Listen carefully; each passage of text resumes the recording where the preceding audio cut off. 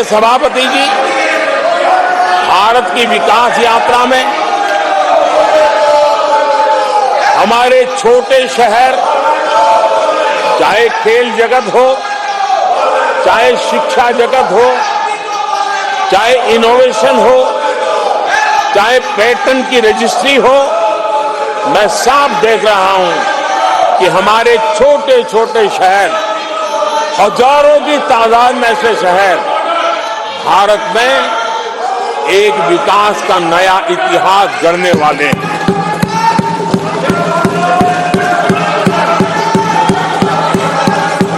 आदरणीय सभापति जी, मैंने पहले भी कहा है कि भारत के विकास यात्रा में 4 प्रमुख स्तंभ, उसका सशक्तिकरण, उनको अवसर, ये बहुत बड़ी ताकत देने वाले हैं। आदरणीय सभापति जी, हमारे देश के किसान, हमारे देश के गरीब, हमारे देश के युवा और हमारे देश की नारी शक्ति, आदरणीय सभापति जी,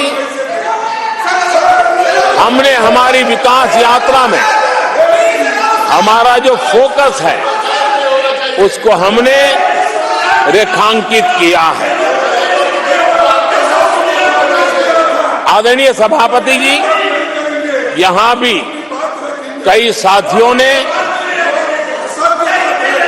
खेती और किसानी को लेकर के हर एक ने विस्तार से अपने विचार रखे हैं और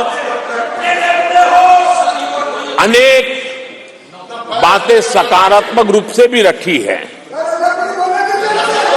मैं किसानों को लेकर सभी सदस्यों को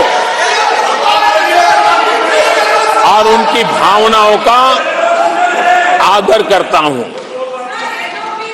बीते 10 वर्ष में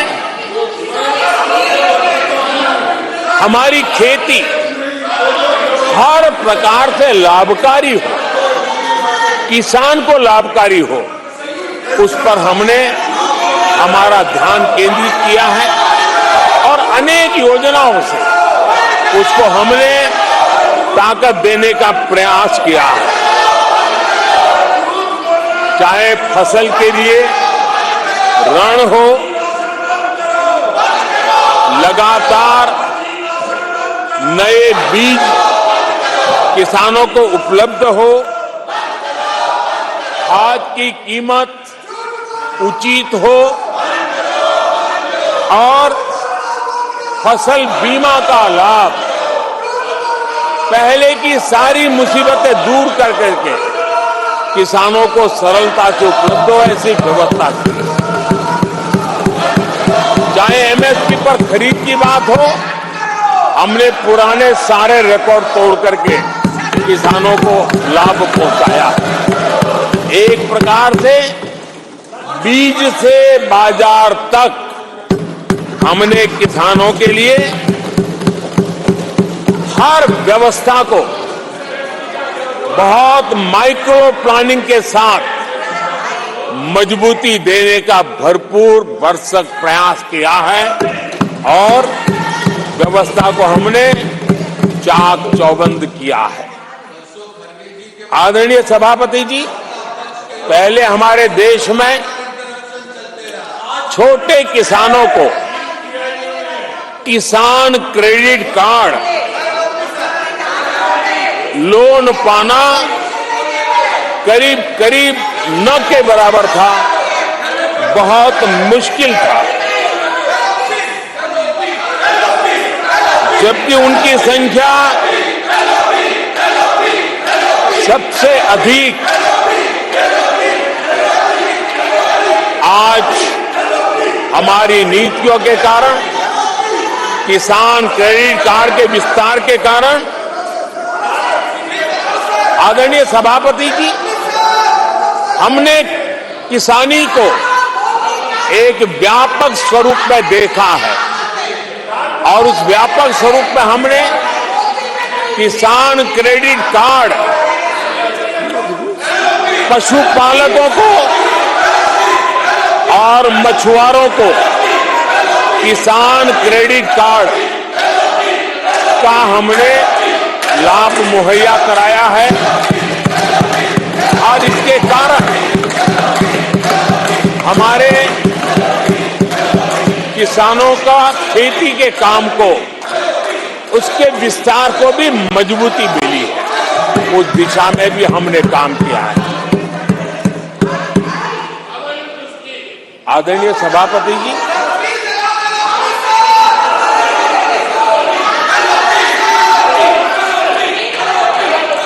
कांग्रेस के कार्यकाल में 10 साल में एक बार किसानों की कर्ज माफी की बहुत डोल पीटे गए और एक बढ़ चढ़ करके बातें बता करके किसानों को गुमराह करने का भरसक प्रयास किया गया था।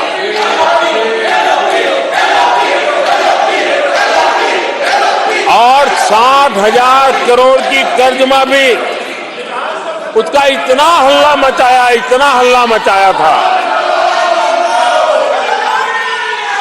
और एक अनुमान था कि उसके लाभार्थी करीब देश के 3 करोड़ किसान थे। सामान्य गरीब छोटे किसान का तो उसमें नामो निशान नहीं था। जिसको सबसे जरूरत थी इसकी उनकी योजना में कोई परवाह नहीं थी और उन तक कोई लाभ पहुंच भी नहीं पाया था। लेकिन आदरणीय सभापति जी, जब किसान कल्याण हमारी सरकार के हृदय में केंद्र में हो तो नीतियां कैसी बनती हैं, कल्याण कैसे होता है, लाभ कैसे पहुंचता है, उसका मैं इस सदन को उदाहरण देना चाहता हूं। आदरणीय सभापति जी, हमने प्रधानमंत्री किसान सम्मान योजना चलाई और पीएम किसान। मुझे नियमों के हिसाब से चलना होगा। आपको नियमों की जानकारी है और ये आचरण सही नहीं है। मैं इसकी असंसदीय आचरण की भर्त्सना करता हूं और मैं आप अपने स्थान पर बैठ जाएं। मैं सदस्यों से अनुरोध करता हूं कि अपने स्थान पर बैठ जाएं। ये आचरण सही नहीं है।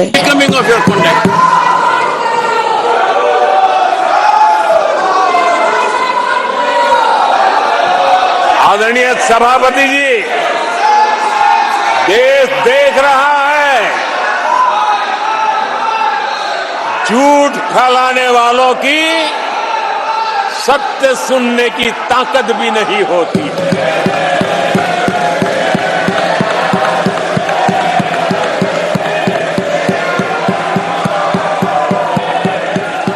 जिनका सत्य से मुकाबला करना, इसके लिए जिनके हौसले नहीं है, वो बैठ करके इतनी चर्चा के बाद उन्होंने उठाए हुए सवालों के जवाब भी सुनने की हिम्मत नहीं है। इन्होंने ये अपर हाउस को अपमानित कर रहे हैं। इस अपर हाउस की महान परंपरा को अपमानित कर रहे हैं। आदरणीय सभापति जी, देश की जनता ने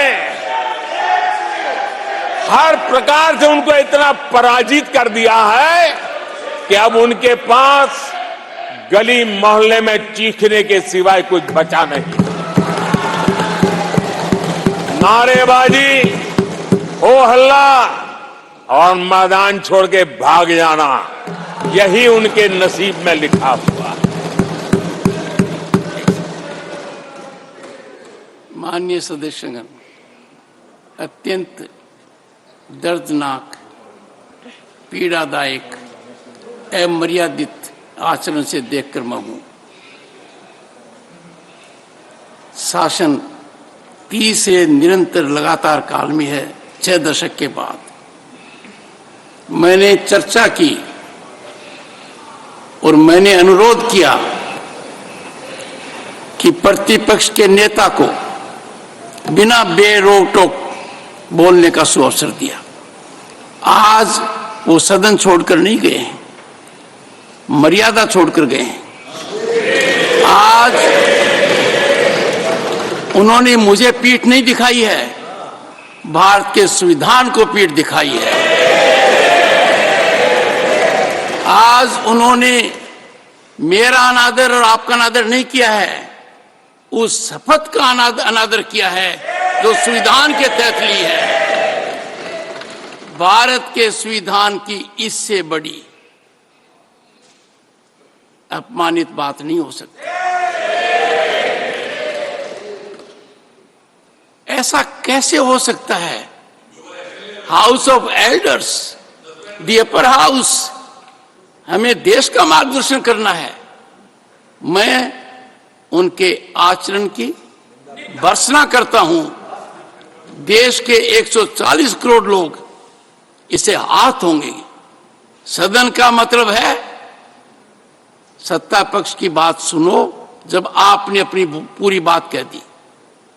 माननीय सदस्यगण, आप सब जानते हैं कल देर रात तक चर्चा रखी गई, हर सदस्य को मौका दिया गया। It is an occasion.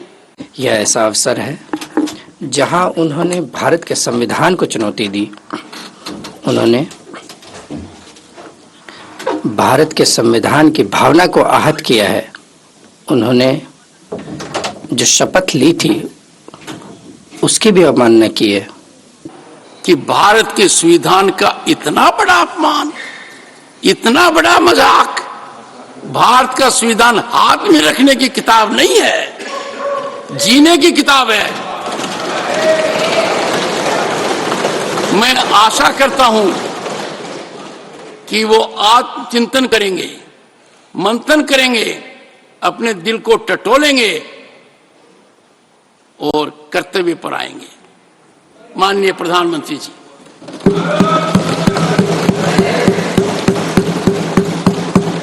आदरणीय सभापति जी, आपकी वेदना मैं समझ सकता हूं। 140 करोड़ देशवासियों ने जो निर्णय दिया है, जो जनादेश दिया है, इसे ये पचा नहीं पा रहे हैं। और कल उनकी सारी हरकतें फेल हो गई, तो आज उनका वो लड़ाई लड़ने का भी हौसला नहीं था और इसलिए वो मैदान छोड़ करके भाग गए हैं। आदरणीय सभापति जी, मैं तो कर्तव्य से बंधा हुआ हूं और न ही मैं यहां कोई डिबेट में स्कोर करने के लिए आया। मैं तो देश का सेवक हूं, देशवासियों को मेरा हिसाब देना है, देश की जनता को मेरे पल पल का हिसाब देना, मैं उसे अपना कर्तव्य मानता हूं।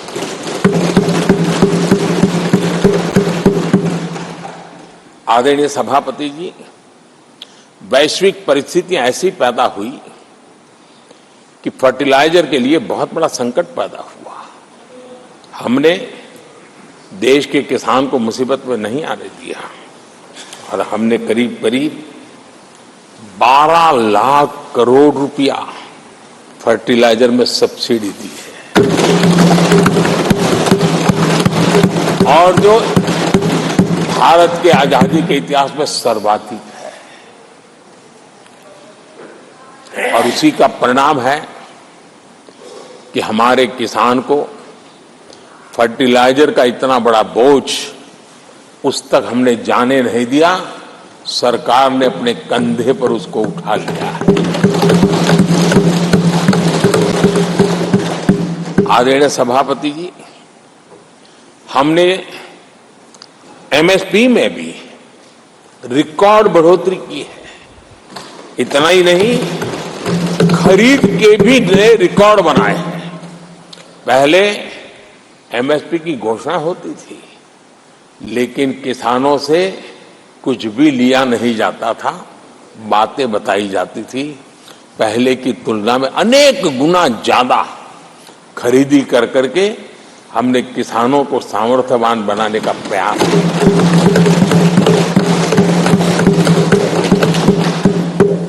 आदरणीय सभापति जी,